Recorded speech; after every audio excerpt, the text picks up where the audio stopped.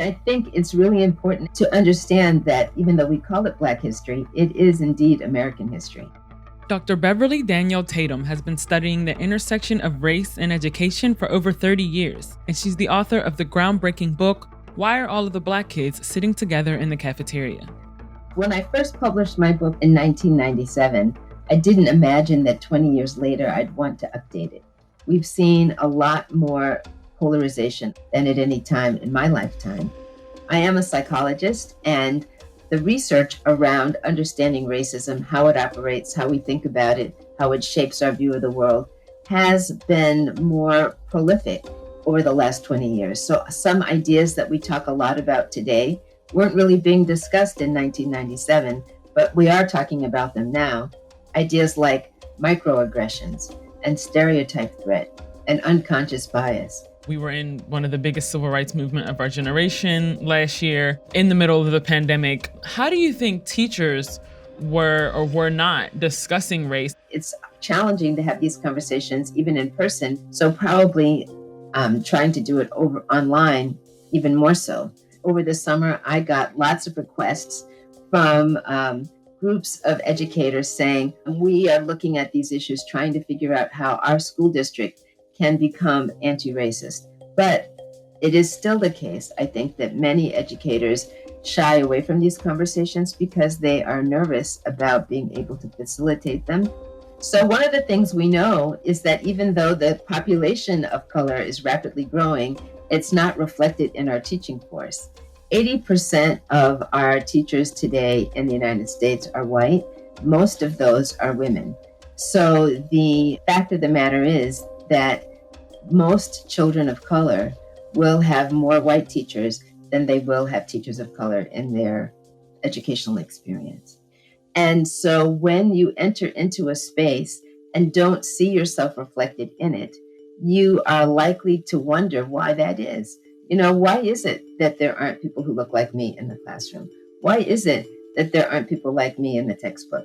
Why is it that I am missing from the posters on the walls or those kinds of things? How has the education of kids of color been impacted, K through 12 in particular, during this pandemic? Many children, particularly those from low-income families, are getting some of their food needs met at school. Breakfast, lunch, maybe even dinner if they're in after-school programs. They may or may not have a parent at home with them to help supervise.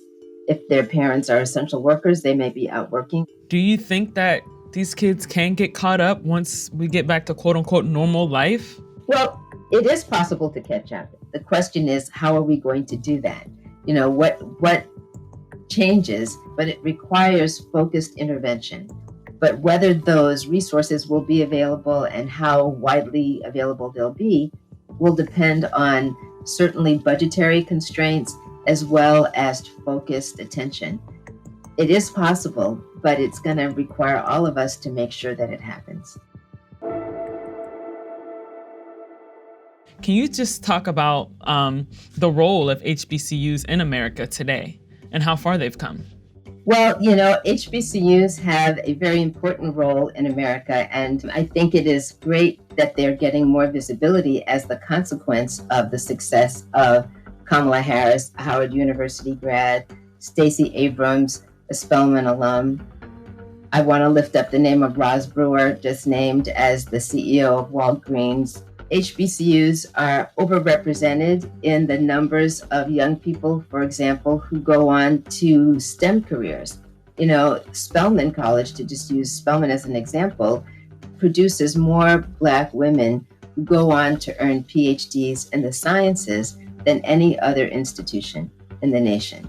More than Harvard, more than Yale, more than Stanford, combined. So we do know that there's an environment in which students can say, this place was built for me. I feel that affirmation we were talking about, where you feel seen, heard, understood, where people are expecting your success, not doubting your capacity. And all of that feeds into a confidence as well as a real source of inspiration to achieve at a very high level. So we've seen enrollment in traditional universities. We've seen a decline in that enrollment, but At the same time, enrollment in HBCUs has spiked. Can you talk about why you think that is? Some of the reason is a demographic reason. We know that the numbers of white college age students, traditionally college age, 18 to 22, is declining.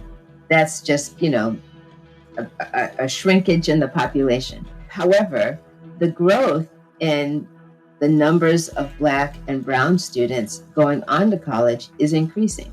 But many of them are choosing to go to HBCUs.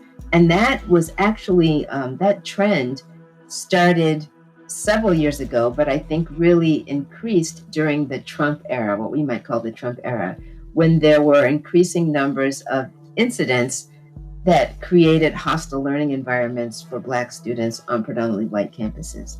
So I think when Black students say, I don't want to put up with stuff like that. I want to be able to be at a place where I'm appreciated, where I can achieve, where I will feel supported.